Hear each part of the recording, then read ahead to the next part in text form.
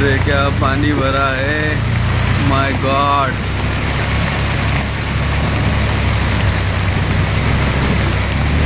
वडोदरा तो रियली डूब गया है आज तो। आज का दिन रात को चालू रहा तो डूब गया समझो। ओहो बाप एक रे। घंटे में तो विशाखपत्री फुल हो जाएगी। अभी आधा घंटा में तो विशाखपत्री